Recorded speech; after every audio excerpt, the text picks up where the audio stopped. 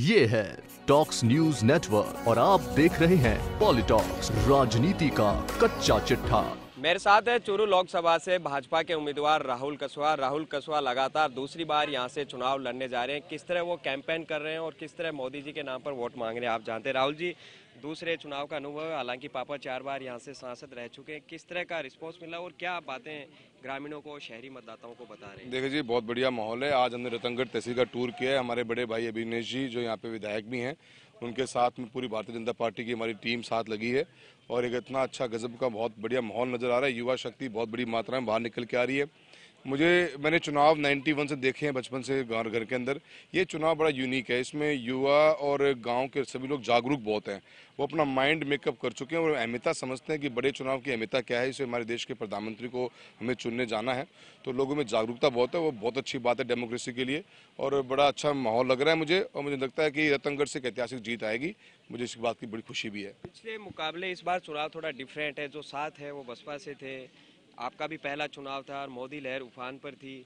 इस बार क्या मानते हैं चुनौती को? देखिए, कोई भी बात छुपी भी नहीं है राजनीति के अंदर। बड़े भाई ने, अभिषेक जी ने हमेशा इस बात को माना भी है और इनकी पॉलिटिक्स बड़ी नीट एंड क्लीन है। जो कहते हैं वो बात करते हैं और जो साफ साफ बात बोलते हैं। आज पार्टी के साथ में इन्होंने अपने इलेक्शन से ज़्यादा मेहनत मेरे इलेक्शन में करने का वादा भी किया हुआ है और उसी में लगे हुए। पूरी टीम को एक्टिविटी से मालूम पड़ जाता है। मैं पूरा लोकसभा क्षेत्र घूमता हूँ, मुझे हर चीज़ का आइडिया लग जाता है इस बात का। और जो रतनगढ़ की हमारी टीम है वो सबसे बेहतरीन भारतीय जनता पार्टी की टीम काम कर रही है और नेतृत्व इसका हमारे अभिनेश भाई जी कर रहे हैं। पूरी मुझे विश्वास है कि अच्छी जीत निकल के आएगी। अच्छा, 5 साल रहते हुए आपने बतौर सांसद विकास के क्या कार्य कराए, मोटा मोटी काम बताएंगे कुछ? देखिए, एक सांसद के रूप में मैंने मेरी पुस्तिका निकाली। 36 पेज की पुस्तिका है। गवर्नमेंट की पॉलिसीज़ के बारे में नहीं है, हमारे द्वारा कराए गए अलग अलग कार्य क्षेत्र में काम जो हमने बताए हैं। रेलवे के अंदर हमने बड़ा अभूतपूर्व काम किया है। 15 से 16 नई ट्रेनें चलवाई हैं।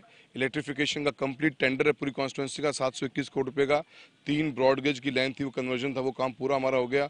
इंफ्रास्ट्रक्चर डेवलपमेंट में बहुत पैसा खर्च किया गया है। हाईवेज के अंदर हमने 2 हाईवेज की डीपीआर का टेंडर चालू है। एक डीपीआर बन चुकी है, एक का हाईवे कंप्लीट 680 करोड़ रुपये पूरा हो चुका है और राजगढ़ से लेकर हरियाणा बॉर्डर तक का एक नया हाईवे 127 करोड़ रुपये का, उसका काम चालू है।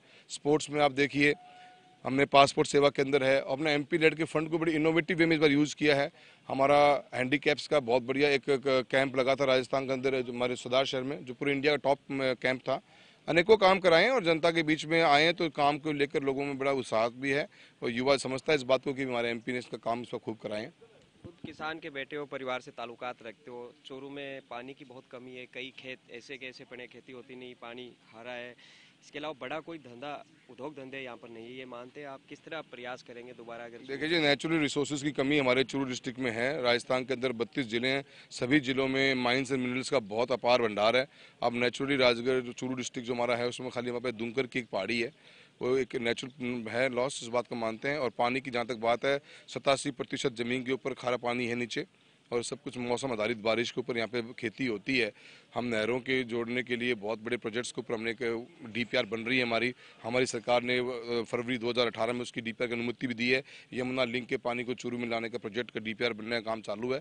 उसी में फोकस किया जाएगा कि नहरों का पानी जितना जल्दी आ सके हमारी कॉन्स्टिट्यूंसी में, क्योंकि इतना बड़ा एरिया हमारे पास में है कि पूरा हरियाणा कवर हो जाता है। चूरू लोकसभा क्षेत्र के अंदर 350 किलोमीटर की लंबाई है हमारे क्षेत्र की, तो उम्मीद है पानी को फोकस किया जाएगा।